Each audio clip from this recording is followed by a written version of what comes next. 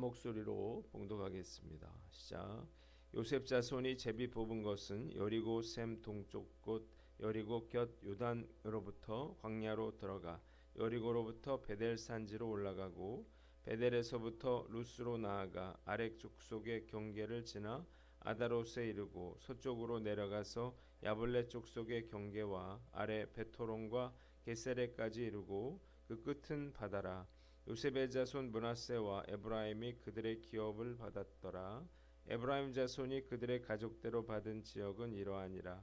그들의 기업의 경계는 동쪽으로 아다롯 아달에서 윗 베토론에 이르고 또 서쪽으로 나아가 북쪽 믹무다에 이르고 동쪽으로 돌아 다낫 실로에 이르러 야노아 동쪽을 지나고 야노아에서부터 아다롯과 나아라로 내려가 여리고를 만나서 요단으로 나아가고 또 다부아에서부터 서쪽으로 지나서 가나 시내에 이르나니 그 끝은 바다라. 에브라임 자손의 지파가 그들의 가족대로 받은 기업이 이러하였고 그 외에 므낫세 자손의 기업 중에서 에브라임 자손을 위하여 구분한 모든 성읍과 그 마을들도 있었더라. 그들이 겟셀에 거주하는 가나안 족속을 쫓아내지 아니하였으므로 가나안 족속이 오늘까지 에브라임 가운데 거주하며 노역하는 종이 되니라. 므낫세 지파를 위하여 제비 뽑은 것은 이러하니라. 므낫세는 요셉의 장자였고 므낫세의 장자 마길은 길르앗의 아버지라. 그는 용사였기 때문에 길르앗과 바산을 받았으므로 므낫세의 남은 자손을 위하여 그들의 가족대로 제비를 뽑았는데 그들은 곧 아비에셀의 자손과 헬렉의 자손과 아스리엘의 자손과 세겜의 자손과 헤벨의 자손과 스미다의 자손이니 그들의 가족대로 요셉의 아들 므낫세의 남자 자손들이며 헤벨의 아들 길르앗의 손자 마길의 증손 므낫세의 현손 슬로브앗은 아들이 없고 딸뿐이요 그 딸들의 이름은 말라와 노아와 호글라와 밀가와 디르사라. 그들이 제사장 엘라살과 눈의 아들 여호수아와 지도자들 앞에 나와서 말하기를 여호와께서 모세에게 명령하사 우리 형제 중에서 우리에게 기업을 주라 하셨다 하매 여호와의 명령을 따라 그들에게 그들의 아버지 형제들 중에서 기업을 주므로 요단 동쪽 길르앗과 바산 외에 므낫세에게 10분깃이 돌아갔으니 므낫세의 여자 자손들이 그의 남자 자손들 중에서 기업을 받은 까닭이었으며 길르앗 땅은 므낫세의 남은 자손들에게 속하였더라. 아멘. 오늘은 여호수아서 16장, 17장 말씀을 가지고 에브라임 지파의 기업 이런 제목으로 묵상 나눔하도록 하겠습니다. 먼저 16장 1절로 10절 말씀은 요셉 자손의 기업 분배 및 에브라임 지파의 기업 경계에 대해서 나와 있습니다. 1절로 4절은 요셉 자손이 어떻게 기업을 분배했는가 그게 나와 있죠. 그리고 5절로 10절은 에브라임 지파의 기업에 대해서 나와 있습니다. 자, 요셉의 두 아들은 에브라임과 므낫세죠. 이들이 모두 각각의 지파로 인정이 돼서 땅을 분배받았습니다. 장자였던 르우벤이 아버지의 침상을 더럽힌 관계로 장자의 명분을 잃었고 그래서 이 장자권이 요셉에게로 옮겨갔기 때문이에요. 히브리 사회에서 장자는 특별한 권리를 부여받았습니다. 장자는 그 가문과 기업을 이어갈 뿐만 아니라 나아가 그 사회의 족장 역할까지 분배받게 됐는데 그들은 2배의 유산을 상속받았으며 야곱이 요셉을 향해서 담을 넘는 샘 곁에 무성한 가지라 이렇게 축복한 것처럼 이들은 요단 동편의 넓은 토지 이외에도 요단 서편 가나안 땅에서 비교적 토질이 우수한 가나안 중앙 지역을 기업으로 차지하는 그런 축복을 누리게 됩니다. 단 제가 큐티하는 것, 제가 말씀을 전하는 것은 유다 지파도 장자권을 받았다 이렇게 말하잖아요. 그러니까 각각 다른 의미가 있다 이렇게만 여러분들이 생각하시면 되겠습니다.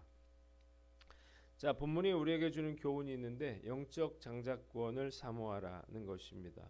한번 따라해 봅시다. 영적 장자권을 사모하라. 자, 장자권은 예전에도 중요했지만 이 시대에도 역시 중요합니다. 내가 첫째로 태어나느냐, 둘째로 태어나느냐에 따라 분명한 차이가 있다는 거예요. 예전에 정의란 무엇인가라고 하는 책을 쓴 마이클 샌델 교수의 강의를 본 적이 있어요. 샌델 교수는 강의 중에 진정한 평등은 무엇인가를 놓고 학생들과 열띤 토론을 벌였는데, 그런 학생들에게 부자가 자기가 벌어들인 돈을 마음대로 쓰는 것, 이것이 과연 옳은가를 질문했습니다. 그러자 여러 가지 대답이 나왔어요. 공정한 경쟁을 통해서 정당하게 얻은 분은 당연히 누릴 자격이 있다라고 하는 말과, 경쟁 시스템이 과연 공정한가라고 하는 문제에 이르기까지 학생들은 하버드생답게 논리정연하게 자기의 논리를 펼쳐나갔습니다. 이때 한 백인 남학생이 경쟁을 통해 얻은 부의 정당함을 강하게 주장을 했는데, 샌델 교수는 단 한 가지의 질문으로 현 경쟁 시스템의 오류를 모두에게 알게 해주었습니다. 그 질문이 무엇이었을까요? 샌델 교수는 갑자기 학생들에게 첫째인 사람은 한번 손들어봐라, 이렇게 이야기를 했어요. 제가 강의 영상을 보면서 깜짝 놀랐어요. 무려 첫째라고 손을 든 학생이 그 중에 80%가 넘었기 때문이에요. 그러면서 이 샌델 교수는 이 백인 남학생에게 당신은 몇 째냐 이렇게 물었더니 이 학생도 첫째라고 대답을 했어요. 그러자 샌델 교수는 나도 첫째다 이렇게 말을 했다는 거예요. 자, 첫째는 태어날 때부터 이렇게 특권을 가지고 태어나는데 이것이 과연 공정한 경쟁이라 말할 수 있느냐는 거죠. 저는 둘째입니다. 그래서 첫째가 특권을 가지고 태어난다는 말에 100% 동의해요. 저희 누나도 대학을 졸업하고 프랑스로 유학을 갔지만 저는 가정 형편이 어려워져서 유학은 꿈도 꾸지 못했기 때문이에요. 이렇게 장자권이라고 하는 것, 첫째라고 하는 것, 어드밴티지가 분명히 있는 거죠. 자, 그러나 영적 장자권은 육적 장자권과 다릅니다. 야곱은 차자였죠. 그러나 장자의 내설을 제치고 장자권을 차지했어요. 영적 지위 계승에 있어서는 육적인 그러한 장자권보다 하나님의 선택과 지명권이 우선이고, 그리고 무엇보다 야곱처럼 이렇게 영적 장자권에 대한 열망과 소망이 중요하다는 사실을 우리가 알 수가 있습니다. 자, 오늘 말씀 앞에서 난 어떤가 우리가 한번 생각해 봐야 되겠죠. 세상의 것들에 우리 욕심낼 필요는 없어요. 우리는 영적인 축복에 욕심을 내야 한다는 사실을 믿으시기를 바랍니다. 영적 축복은 그 어떤 것과 비교할 수 없는 그러한 축복이에요. 그래서 저도 지금도 영적 축복에 목이 말라요. 어떻게든 영적 장자권을 받고 싶습니다. 우리 성도님들도 영적 축복의 중요성을 알고 간절히 영적 장자권을 구하는 저와 여러분들 되시기를 주님의 이름으로 축원합니다. 두 번째는 자녀에게 믿음의 유산을 물려주라는 것입니다. 한번 따라해 봅시다. 자녀에게 믿음의 유산을 물려주라. 자, 에브라임과 므낫세가 두 지파로서 각각 가나안 땅을 차지하게 된 이유가 무엇인가? 바로 이들이 잘해서가 아니고요. 그 아버지 요셉 때문이었습니다. 요셉이 평생 동안 하나님 앞에서 거룩하게 살고 하나님의 뜻을 이루었기에, 그래서 두 아들이 복을 받은 것입니다.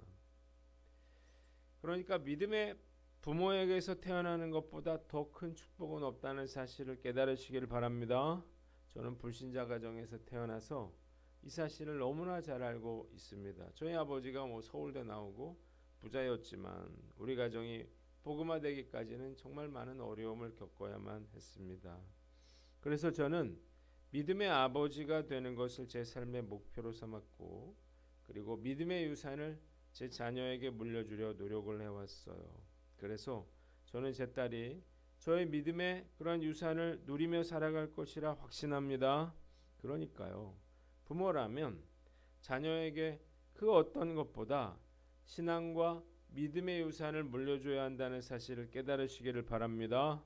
이 믿음으로 끝까지 거룩하고 순결하게 하나님의 뜻을 이루며 살아가는 저와 여러분들 되시기를 주님의 이름으로 축원합니다.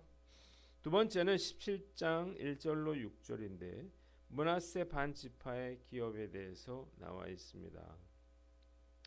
자, 므낫세 반지파는 모세가 가나안 요단강 동편의 땅을 차지했을 때 이미 르우벤 가치파와 함께 땅을 분배받았습니다. 그리고 이번에 나머지 반지파가 제비를 뽑아 땅을 차지했어요. 므낫세 자손 가운데 슬로브앗이라는 사람이 있었는데 그는 딸만 5을 낳았고 아들이 없었습니다. 그러자 이 5 딸들이 여호수아를 찾아와서 딸들에게도 땅을 주기로 약속했던 모세의 약속을 지킬 것을 요구합니다. 민수기서 27장 1절로 7절에 나와요. 자, 여호수아는 남자 친척들이 유산을 받을 때 슬로브앗의 딸들에게도 이 땅을 나누어 줍니다.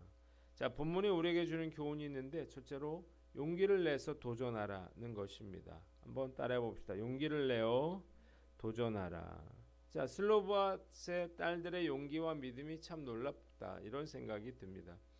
당시 고대 근동 지역에서 여성의 권리는 아무것도 없었기 때문이에요. 사실 지금도 일부 이슬람 국가에서는 유산 상속 시에 부인은 아들의 2분의 1, 자매는 형제의 2분의 1, 그리고 소년은 소년의 2분의 1을 받는다 그래요. 자, 그런데 이 당시에 슬로브앗의 딸들이 아들이 없다는 이유로 아버지의 이름과 그 기업이 종족에서 삭제되는 건 부당하다 이렇게 모세에게 호소했죠. 자, 이 시대에 이렇게 담대하게 그 아버지의 땅을 요구한 것, 이것은 정말 대단한 용기가 필요한 일이었습니다. 그런데 그녀들의 용기 있는 행동으로 인해서 슬로브앗의 가문이 사라지지 않고 영원히 지속될 수 있었다는 것입니다. 말씀을 묵상하면서 이 슬로브앗의 딸들의 용감한 그러한 행동에 정말 박수를 치고 싶습니다. 아마 대부분의 여인들은 이 당시 아들이 없다면 땅을 상속받을 수 없는 걸 당연한 일로 받아들였을 거예요. 그러나 이들은 용기 있게 문제를 제기했고 자신들의 뜻을 관철시킴으로 상속에 대한 여인들의 권리를 보장받게 됐다는 거예요. 자, 말씀 앞에서 난 어떤가 우리가 한번 생각해 보는 거예요. 억울한 일 당하면서도 어쩔 수 없다 이렇게 체념하며 살고 있지는 않는가요? 자, 이유가 뭐냐? 내가 나서봐야 이 일을 제기해봐야 뭐가 해결되지 않을 거고 바뀌지 않을 거라 이렇게 지레짐작하기 때문이에요. 믿음의 사람이라면 이래서는 안 될 거예요. 정말 잘못된 것이라면 바꿔야 하는 것이라면 용기를 내서 이 일을 제기하고 변화를 위해 도전해야 하는 거예요. 오늘 난 어떤가 우리가 한번 살펴보고 해봤자 안 될 거라 이렇게 포기하지 않고 용기를 내서 도전하는 저와 여러분들 되시기를 주님의 이름으로 축원합니다. 마지막으로 약속의 말씀을 기억하라는 거예요. 한번 따라해 봅시다. 약속의 말씀을 기억하라. 자, 이 약속은 모세가 해준 거거든요. 그런데 이제 여호수아가 그 땅을 분배할 때가 됐더니 그러자 이 여인들이 여호수아에게 찾아가서 모세가 우리에게 했던 그 약속을 지켜달라고 요구하고 있는 것입니다. 자, 세월이 흘렀음에도 불구하고 슬로브앗의 딸들은 모세의 약속을 잊지 않았습니다. 그래서 여호수아 앞에 나가서 담대하게 그 약속을 지켜달라고 요구하고 있는 거예요. 자, 하나님을 사랑하고 순종하여 섬기는 자들에게 하나님의 놀라운 축복이 약속되어 있다는 사실을 믿으시기를 바랍니다. 저는 이것을 믿어요. 그래서 우리는 그 약속은 우리도 똑같이 하나님께 요구할 수 있는 그런 권리가 있다는 사실을 믿으시기를 바랍니다. 비록 우리가 힘든 현실 속에서 낙심이 되고 두려움과 염려할 수 있어요. 그러나 우리가 성경에 정말 하나님께서 많은 축복의 약속을 해주셨지 않습니까? 우리가 해야 될 일은 그 약속을 기억하고 슬로브앗의 딸들처럼 이렇게 하나님께 그 약속을 지켜달라고 우리가 하나님께 간구하며 기도하는 것입니다. 그래서 저는 매일 하나님의 말씀을 묵상하는 게 정말로 중요하다라고 생각하는 거예요. 우리가 말씀에 순종하며 살 수만 있다면 반드시 그 약속은 성취될 줄 믿습니다. 이미 약속됐기 때문이에요. 내가 그 약속을 이행하면 그러면 하나님의 축복은 우리가 반드시 누릴 수 있게 되는 거예요. 오늘 난 어떤가 스스로를 돌아보고 이 믿음으로 우리가 그 약속의 말씀을 기억하고 끝까지 믿음의 길을 달려가는 저와 여러분들 되시기를 주님의 이름으로 축원합니다. 기도하겠습니다. 하나님 아버지, 영적 축복을 구하고 자녀들에게 믿음의 유산을 물려주며 도전하고 기억하게 하여 주시옵소서.